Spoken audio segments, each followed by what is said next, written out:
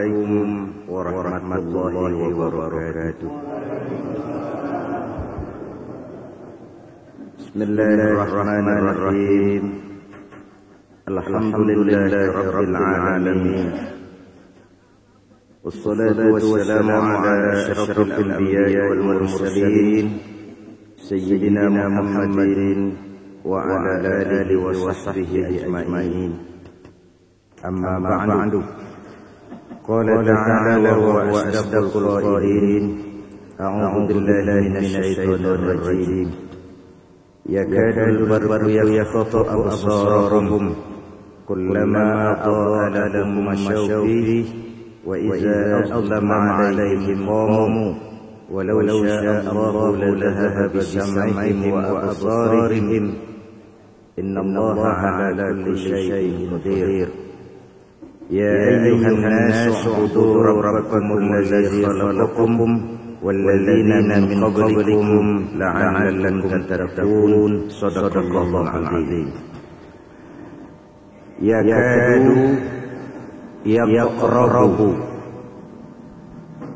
al-barru yakhtafu absarahum ya'khudhuha bisur'atin kullama adha'a lahum mashaw fihi ay fi dhawihi wa idza azlama 'alaihim qamu ay waqafu tamthilun li'iz'aji fil qur'ani minal hujaji qulubihim wa tasdiquhum lima sami'u fihi mimma yuhibbuna wa wuqufihim amma yakrahuna. Walau syaa Allahu la dhahaba bisam'ihim bima'na asma'ihim wa absarihim az-zahirati kama dhahaba bil batinati. Innallaha ala kulli shay'in ay sya'ahu qadirun wa minhu izhabu ma dzukira. Ya ayyuhan nasu ay ahla makkah u'budu wahidu rabbakumul ladzi khalaqakum ansha'akum wa lam takunu syai'an wa khalaqa alladzina min qablikum la'allakum tattaquna bi'ibadatihi iqabahu wa la'alla fil asli litaraji wa fi kalamihi ta'ala litahqiq aw kama qala Syekhul Mu'allif rahimahullah ta'ala. Amin. Bapak-bapak, ibu-ibu, saudara-saudara hadirin yang saya hormati, kita artikan dulu ayat yang kita bicarakan malam ini. Yakadu hampir saja sinonim dengan kalimat yaqrabu, dekat sekali, nyaris. Hampir saja kilat itu menyambar pandangan mereka. Ya'khuzuha bisur'atin, menyambar dengan cepat. Kullama adha'a lahum masyawfi, apabila keadaan jadi terang, mereka pun berjalan di dalamnya. Fihi ay fi tauhihi, di dalam kilatan sinar petir tadi.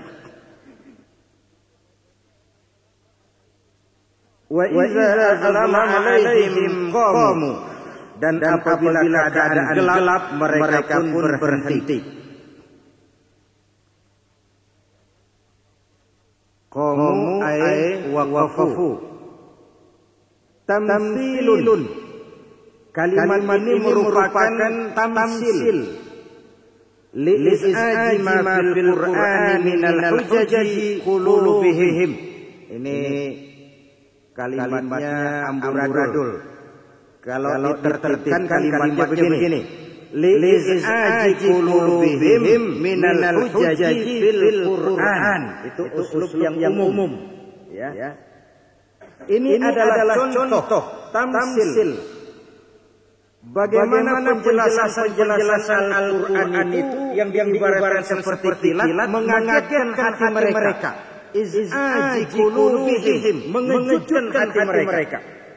Itu ibarat kilat penjelasan Al-Hujjajul Qur'aniyah, penjelasan Quran diibaratkan seperti kilat yang menyampar pandangan mereka sehingga mereka kaget hatinya. Iz'aji qulubihim wa tasdiquhum, tamsilun wa tasdiquhum lima sami'u fihi mimma yuhibbun, dan sikap mereka apabila yang didengarkan yang menyenangkan hatinya mereka benarkan. Wa tasdiquhum lima sami'u mimma yuhibbun, kalau yang dengar sesuatu yang enak, yang menyenangkan, wah, Quran benar. Itu maksudnya. Ini kan masih cerita tentang orang-orang munafik. Wa tasdiquhum lima sami'u fihi mimma yuhibbun, dan mereka membenarkan apa-apa yang mereka dengar dengan sesuatu yang mereka sukai. Terjemahan Arab Melayu. Artinya begini. Kalau yang dengar yang enakin, wah, Quran benar. Ini orang-orang munafik. Wa wuqufihim amma yakrahun. Tapi kalau yang mereka senang, mereka benci, mereka enggak suka, mereka mandek, mereka berhenti. Ini mentalitas orang-orang munafik. Walau sa'allahu lazahaba bi sam'ihim, sekiranya Allah mau, Allah bisa saja melenyapkan, menghapuskan pendengaran mereka, wa absarihim, dan penglihatan mereka, baik yang zahir maupun yang batin. Kalau yang batin sudah jelas, sudah saya ceritakan kemarin, matanya ada, ngelihat tapi nggak ngerti. Kupingnya ada, dengar tapi penggorengan. Ini zahirah namanya. Pendengaran dan penglihatan yang zahir. Pendengaran dan penglihatan yang batin, keinginan untuk mengerti, keinginan untuk memahami. Kalau Allah mau, Allah hancurkan saja pandangan dan penglihatan mereka. Innallaha ala kulli syai'in, sesungguhnya Allah Maha Kuasa atas segala sesuatu yang dikehendakinya. Ala kulli syai'in ay sya'ahu, atas segala sesuatu yang dikehendakinya. Qadirun, Maha Kuasa. Wa minhu, dan di antara kekuasaannya Allah, izhabu ma dzukira, menghilangkan, menghapuskan, melenyapkan apa yang disebutkan tadi. Sekiranya Allah mau, mudah saja Allah hilangkan pendengaran dan penglihatan mereka. Itu termasuk dalam innallaha ala kulli syai'in qadir. Nah, ibu-ibu, bapak-bapak, dan saudara-saudara, ini kalau tidak salah ayat ke-20 dari surah Al-Baqarah. Jadi udah berapa bulan, 3 bulan ya kita ngaji, baru dapat 20 ayat. Nah, 20 ayat. Ayat pertama pendahuluan, alif lam mim. Tinggal 19. 4 bercerita tentang orang-orang mukmin, 4 ayat. 2 ayat bercerita tentang orang-orang kafir, dan 13 ayat bercerita tentang orang-orang munafik. Bandingin. 4 ayat sampai malam ini bicara tentang orang mukmin, alladzina yu'minuna bil ghaib, dan seterusnya. 2 ayat bercerita tentang orang kafir, innal ladzina kafaru sawa'un, dan seterusnya. 13 ayat bercerita tentang orang munafik. 13 bandingin 4 bandingin 2. Nah, apa sebabnya kok sampai begitu rupa? Baik kafir, baik munafik, sebenarnya motifnya sama. Orang kafir disimbolkan dengan figur Abu Jahal dan Abu Lahab. Ini kafir. Sentralnya Mekah. Orang munafik figurnya Abdullah bin Ubay bin Salul. Sentralnya adalah Madinah. Baik Abu Jahal, baik Abdullah bin Ubay bin Salul sama-sama pemuka masyarakat. Abu Jahal dan Abu Lahab pemimpin Quraisy yang merasa kedudukannya terancam dengan kedatangan Nabi. Tapi karena ia punya kekuasaan, ia berani terang-terangan melawan Nabi. Ini kafir namanya. Abdullah bin Ubay bin Salul di Madinah. Di Madinah saat itu sebelum hijrah ada dua suku besar, yaitu suku Khazraj dan Aus. Ya, kira-kira kampung sawah sama kampung dukuh. Dua suku ini suku-suku yang terbesar di kota Madinah. Abdullah bin Ubay bin Salul berambisi untuk memimpin dua suku ini. Tetapi ketika Rasulullah hijrah, beliau disambut dengan gembira. Orang-orang semua menjadikan beliau sebagai panutan, sebagai tokoh. Bukan hanya pemimpin rohani, tapi pemimpin jasmani. Ini jadi bedanya kalau di Mekah Rasulullah cuma pemimpin agama. Hijrah ke Madinah, ia pemimpin agama, ia pemimpin negara, dua fungsi. Maka Abdullah bin Ubay bin Salul mau melawan terang-terangan, jelas berani. Umat baik yang Khazraj maupun yang Aus mendukung Rasulullah Sallallahu Alaihi Wasallam. Menentang enggak berani, mendukung juga berat. Lahirlah sikap pura-pura Abdullah bin Ubay bin Salul. Di depan Nabi mereka mengikrarkan keislaman, kembali ke tengah-tengah orang kafir mereka menyatakan tetap loyal dengan agama nenek moyang. Nah, ini sedikit latar belakangnya perbedaan periode Mekah dengan periode Madinah. Kalau di Mekah terang-terangan berani, kenapa kekuasaan di tangan mereka? Abu Jahal, Abu Lahab yang punya pasukan, kekuasaan fisik. Tetapi Madinah Abdullah bin Ubay bin Salul tidak punya kekuasaan seperti halnya Abu Jahal. Makanya terjadi perlawanan sembunyi yang melahirkan sikap munafik seperti ini. Ini sejarah dan latar belakangnya. Ya. Sekarang konteksnya bicara tentang munafik di zaman kita. Ini melanjutkan hadis yang kemarin malam sudah saya jelaskan. Ada seorang wartawan, penulis yang dianggap keras, tapi konsekuen, konsisten dan berani risiko. Namanya Haji Muhtar Lubis.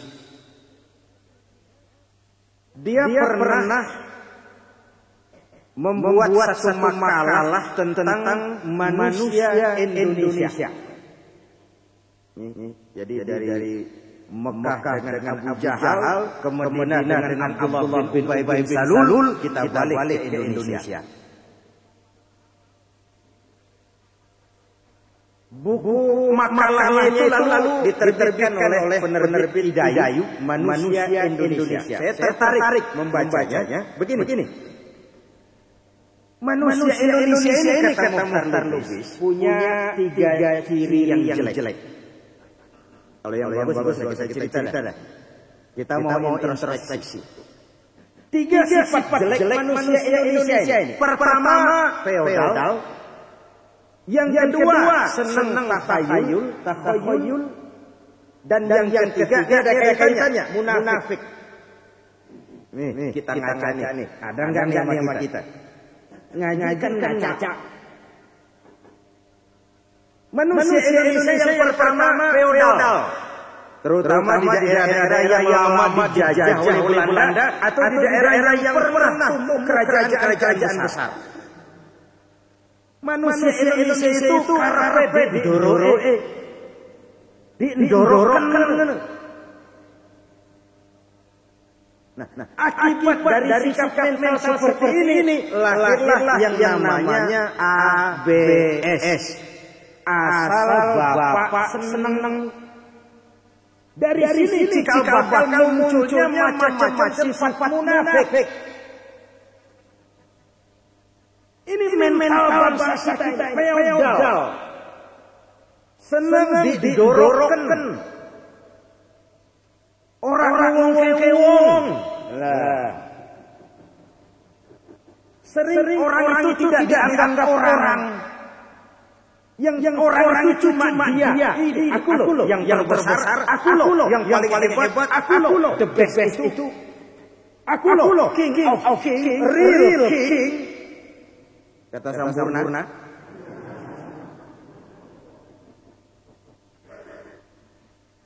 Nah, sikap ini melahirkan sistem. Sistem menumbuhkan mental munafik. Ini mental manusia kita feodal. Nah, saya sekarang penyakit dunia saya. Seorang mubalik, seorang juru dakwah. Itu kan selalu ditempatkan di tempat yang istimewa. Datang disambut banyak orang rebutan mau salaman. Tempatnya lain. Iblis masuk. Kau memang hebat. Kata iblis nih. Kau memang hebat. Lihat aja. Ada yang kayak kamu.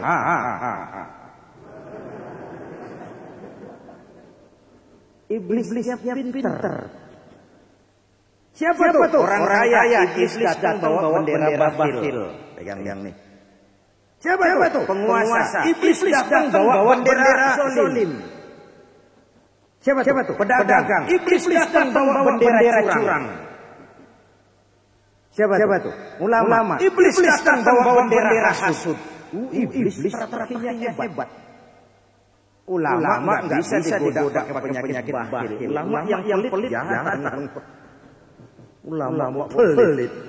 Tapi yang hasud iblis masuk ditanamkan rasa. Oh, memang hebat. Yang lain kecil semua tuh.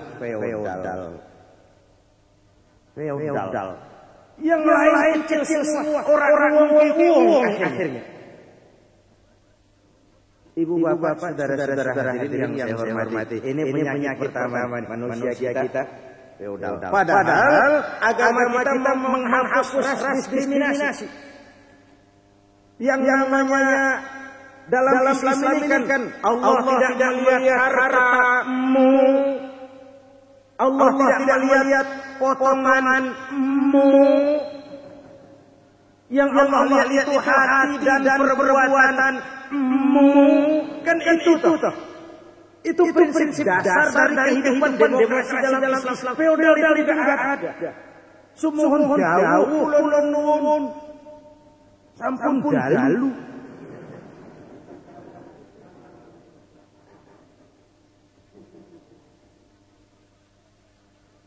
Yang paling mulia di hadapan Allah yang paling takwa. Dan takwa itu saya bilang bisa ada di hati korporal, bisa ada di hati jenderal. Bisa ada di hati orang kaya, bisa ada di hati orang miskin. Ibu bapak, saudara-saudara, dari birokrat, konglomerat sampai yang melarat, munafik ini bisa terjangkit semua. Satu, manusia Indonesia itu feodal. Yang kedua, manusia Indonesia kata Muhtar Lubis senang tahayul. Itu dari kalimat takhayyalu, asal kalimatnya ngamun sebenarnya.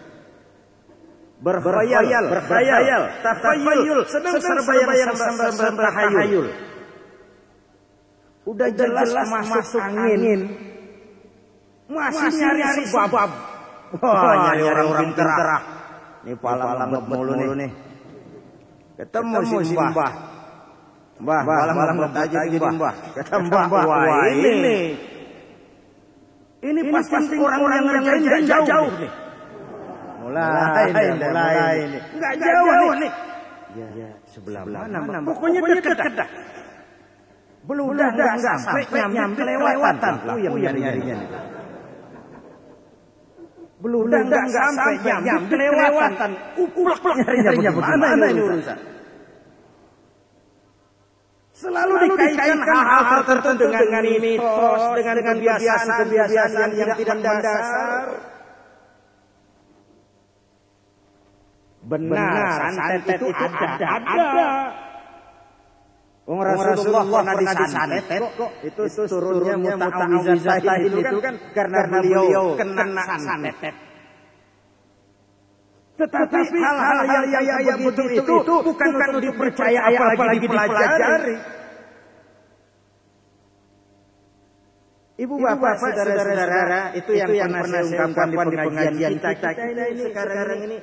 Zaman begini maju, kemajuan begini pesat, orang sering hanyut. Begitu hanyut, rumput pun dia pegang. Rumput pun dia pegang. Akhirnya yang panen paranormal.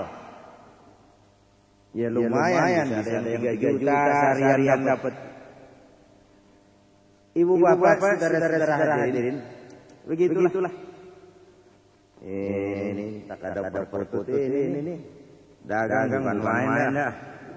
Perkutut.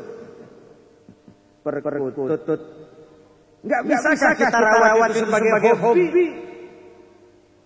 Daripada kita mengatakan sesuatu yang bisa menggelincirkan akidah dan keyakinan kita. Saya pernah ingatkan, kalau kita sholat salah, sholat aja enggak sah. Kita haji salah, hajinya saja enggak sah. Tapi berkeyakinan salah, amal kita ikut dirusak. Amal kita ikut jadi rusak. Manusia Indonesia senang takhayul. Terus yang ketiga, ini ada kaitannya dengan kajian kita kata Lubis, manusia Indonesia itu munafik. Yang paling dekat aja dah. Termalam datang ya, insyaallah pasti enggak datang. Jadi insyaallah itu identik dengan tidak. Cuma untuk bilang tidak rasanya enggak enak diganti dengan insyaallah. Itu syarat pokoknya insyaallah enggak ada.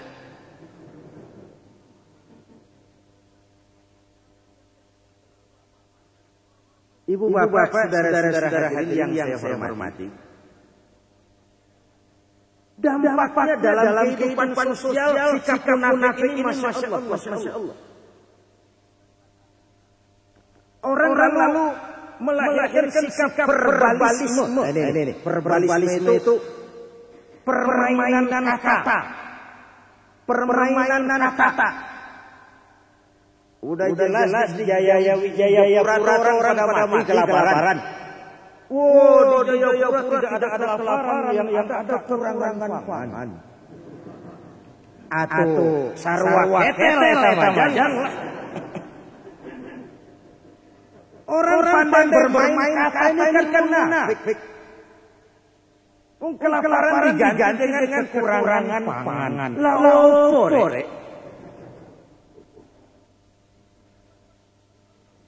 verbalisme, orang jadi pintar main kata, pepat di luar pancing dalam, bermainnya di atas air menggunting dalam lipatan, manis jika berhadapan, balik-balik lain bicara.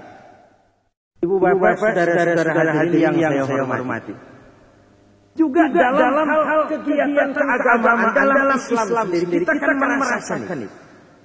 Berapa banyak Islam yang jadi padam, kegiatan agama yang dibonsai, nilai-nilai ajaran agama yang dikerdilkan dengan dalil kepentingan ini, kepentingan ini. Sikap munafik. Apalagi zaman sekarang kan orang jelas sekarang ini kan Islam sedang marah katanya. Pejabat dari yang sebagian besar muslim. Nilai Islam naik. Orang tidak mungkin menghantam Islam terang-terangan. Akan muncullah di zaman seperti ini Abdullah bin Ubay, gaya baru. Yang kita tetap harus waspada. Munafik. Nah, itu sebabnya bagaimana sih orang-orang munafik itu? Jadi munafik pada mulanya menyangkut akidah. Tapi kemudian membias dalam kehidupan dan pergaulan sehari-hari. Karena itu dicirikan oleh Nabi dalam hadis yang saya bicarakan bacakan pada satu yang lalu, tanda orang munafik itu tiga. Pertama, kalau bicara dia dusta. Ini tandanya. Omongannya nggak bisa dipegang. Kata orang-orang tua, kalau binatang kita pegang buntutnya. Tapi kalau manusia kita pegang omongannya. Kalau omongannya sudah nggak bisa dipegang, apalagi yang bisa dipegang dari manusia.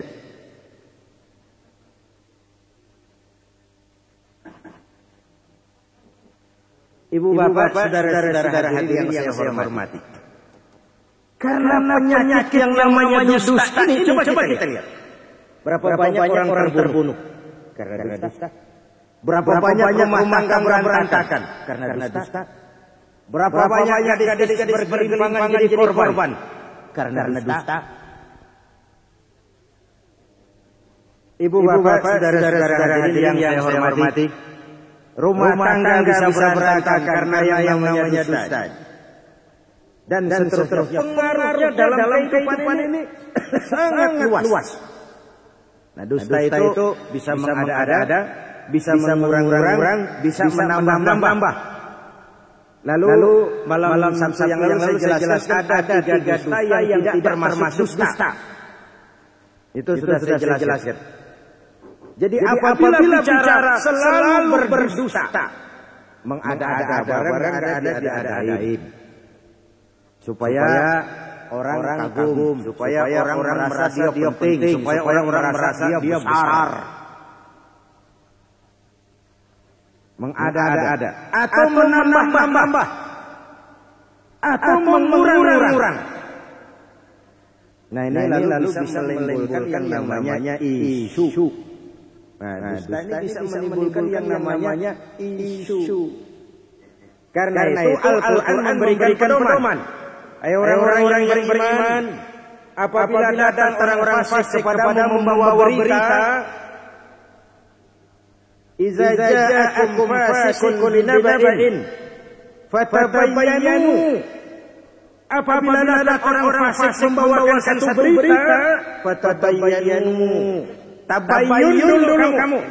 Tradisi orang-orang ulama NU. Tabayyun. Cari penjelasan yang cukup. Jangan ditelan mentah begitu aja tuh berita. Apalagi berita yang dasarnya dari bulan bin bulan. Enggak jelas sumbernya. Istilah saya dari si Ano. Si Ano kan Ano. Iya. Kata siapa? Ano. Kapan lagi Ano? Coba kalau dia Ano. Ano.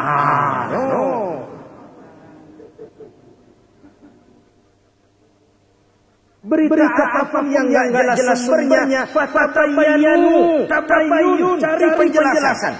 Supaya apa? Antusibu qauman bijahalah. Jangan sampai kamu memutuskan sesuatu kepada masyarakat dengan kebodohan. Berdasarkan yang dengar, bahkan ini ada hadis begini. Kafa lil mar'i isman ayyakula ma sami'ahu. Masyaallah. Saya baca hadis termenung. Kafa lil mar'i isman ayyakula ma sami'ahu. Cukup merupakan dosa apabila seseorang mengucapkan apa yang dia dengar. Dia enggak cek benar dia sampaikan ke orang. Itu udah cukup kalau berita itu enggak benar, ada andil dalam dosa. Dari demikian besarnya pengaruh dusta di tengah-tengah kehidupan masyarakat kita. Nih, yang terjadi sekarang kan sebenarnya devaluasi ya. Dolar dari 2.100 jadi 4.000, tempo 4.200, 100%. Ya. Yang paling terpukul konon selain rakyat kecil juga pengusaha kakap yang belinya pakai dolar, jualnya ke sini pakai rupiah. Terjadi pergeseran nilai yang begitu drastis sehingga kerugian pun sangat besar. Nah, kita lihat dalam kondisi kayak begini kadang-kadang ya saya enggak memuji, tapi saya pikir Jepang itu bagus. Kereta api tabrakan menteri perhubungan mundur. Padahal enggak ada hubungannya kereta tabrakan aja dia menteri aja. Yang salah kan bisa petugas pintu kereta, bisa si masinis, bisa juga traffic. Tetapi dia merasa punya tanggung jawab moral. Lalu ini di bawah saya kok terjadi? Mundur. Wah, kita bangsa pejuang jadi pantang mundur. Maju terus. Apapun yang terjadi sampai titik darah penghabisan.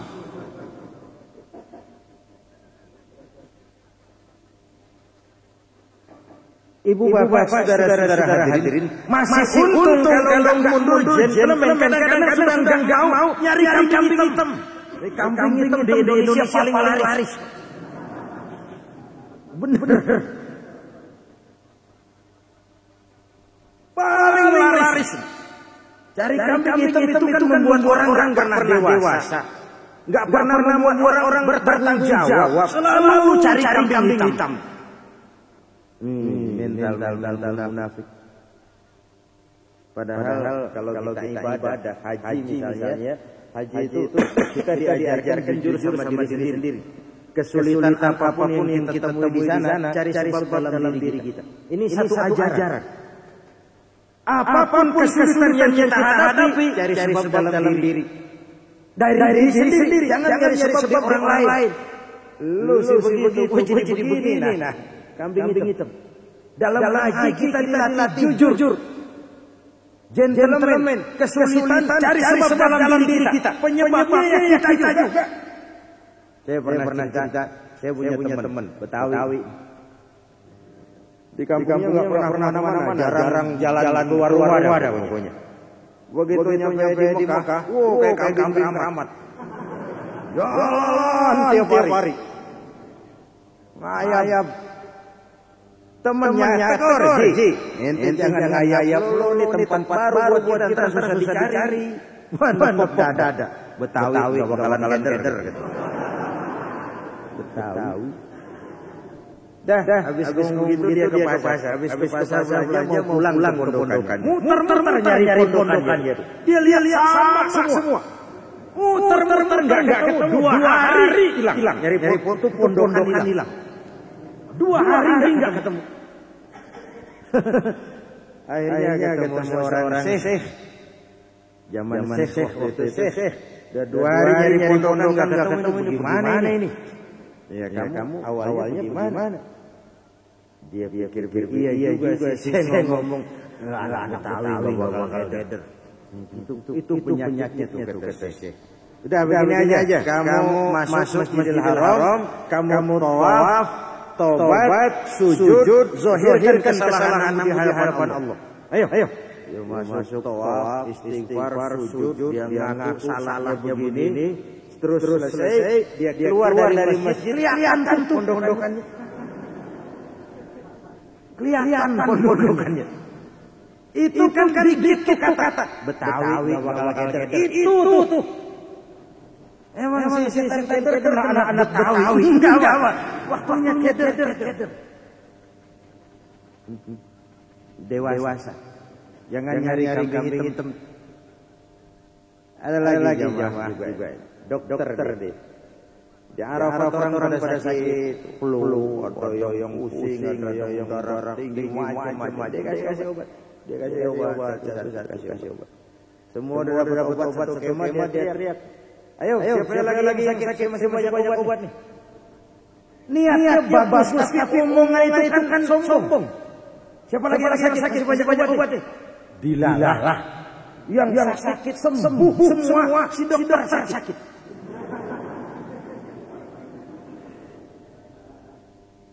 Ini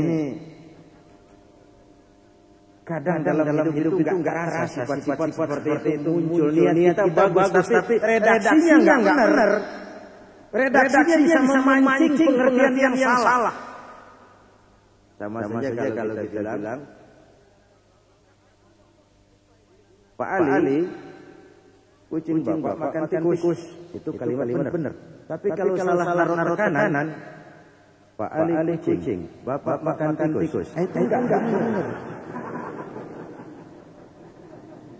Pak Ali, kucing bapak makan tikus. Itu kan benar. Tapi kalau salah Pak Ali kucing, bapak makan tikus. Apa kalimat kayak begitu?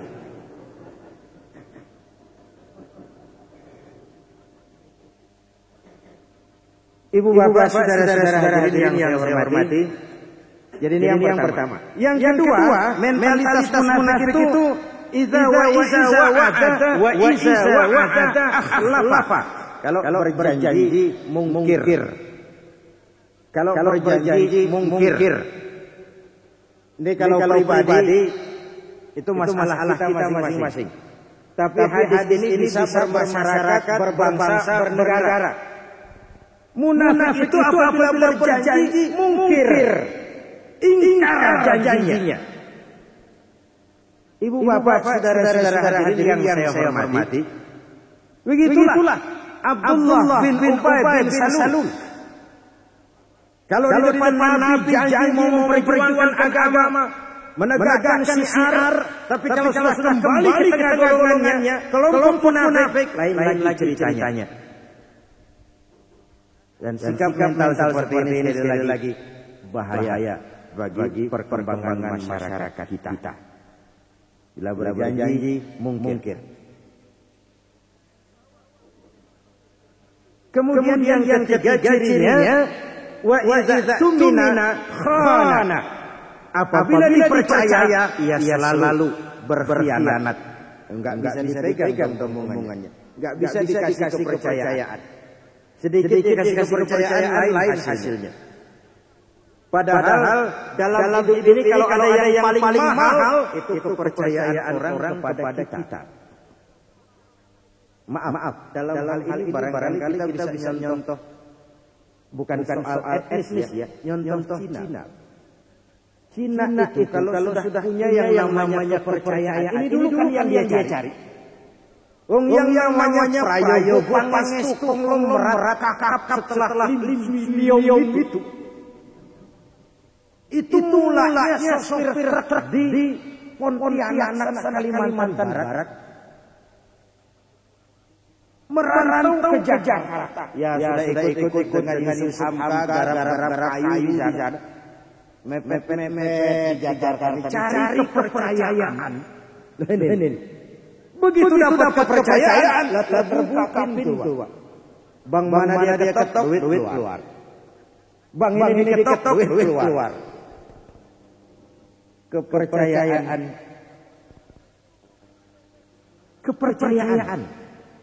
Kalau sudah dimulai dengan kepercayaan, orang itu enak melepas. Ya, begitulah kita di rumah tangga saja. Kalau sudah ada suasana kepercayaan, mau berangkat dari rumah kayak dia diikat kaki.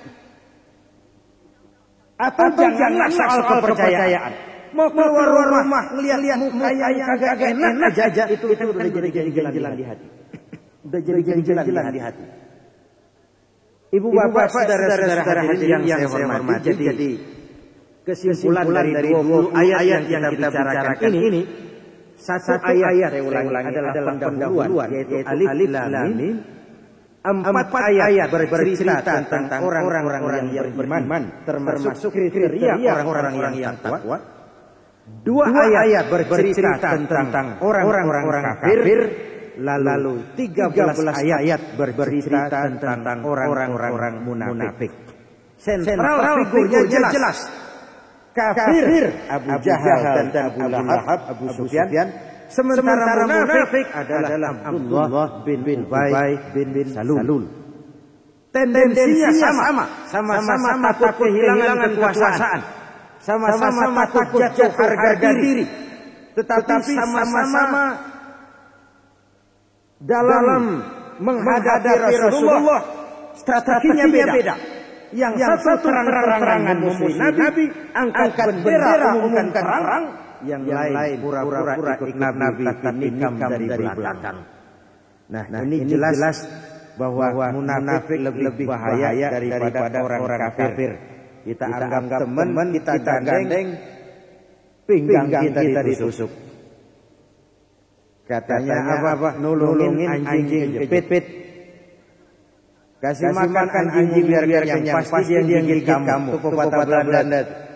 Anjing kita umpan begitu kenyang, giginya gede kita digigit. Munafik anjing itu. Nolong anjing kejepit. Ibu bapak, saudara-saudara, lalu bagaimana sikap kita mensikapi orang-orang munafik? Ini sebenarnya perlu rincian, tapi secara umum di dalam surah Al-Munafiqun Allah menjelaskan sikap-sikap orang beriman kepada orang-orang munafik. Pertama, munafik itu kan muzabzabina baina dzalik, la ilaha illa wa la ilaha illa.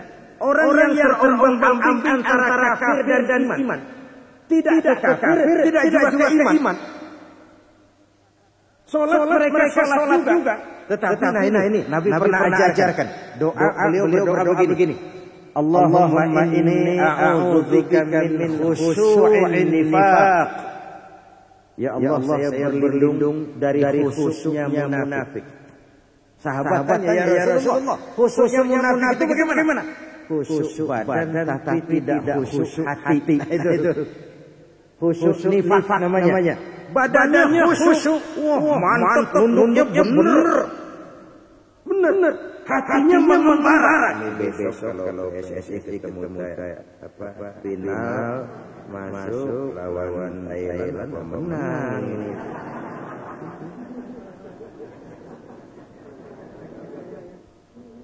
Badannya dia marah, sedapnya hebat. Hatinya membara. Untung tadi kalau Pak Hussein enggak menguasai sama.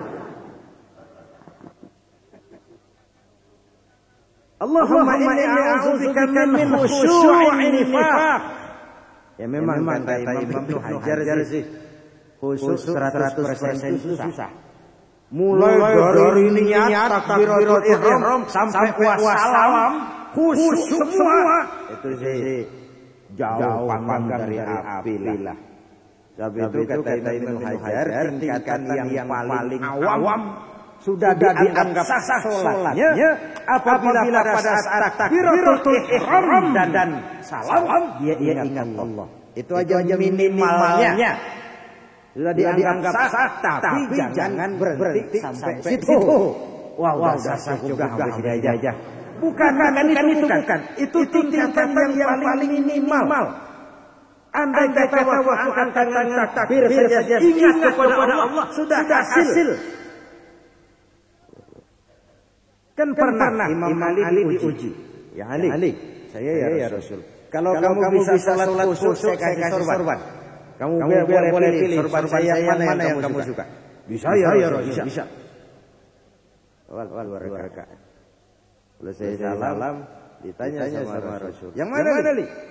Imam Ali enggak pakai yang hijau. Yang hijau ya Rasul. Lah enggak khusyuk kamu li.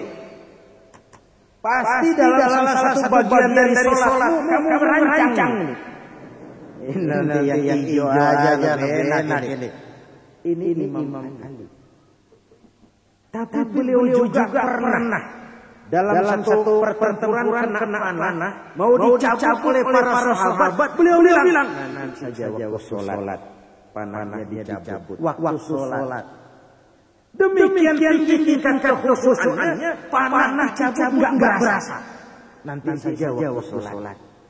Waktu sholat panah dicabut enggak berasa karena kekhusyukan. Kita nyamuk lewat berasa enggak. Lagi setan itu masuk memang pinter. Belum sholat kita lupa di mana masuk takbir ingat. Ini tadi anting-anting ditaruh di mana? Oh, di leher. Begitu takbir di leher jawabannya. Allahumma inni a'udzubika min khusyu'in nifaq. Aku berlindung ya Allah daripada khusyuknya nifaq. Khusyuk badan tapi hati mengembara. Nah, karena itu ditolong kata para ulama supaya hati kita enggak mengembara itu bagaimana? Pertama, mengerti kenapa ini kita lakukan. Yang kedua, memahami kenapa ini kita baca. Apa artinya? Ini untuk menjaga hati jangan mengembara.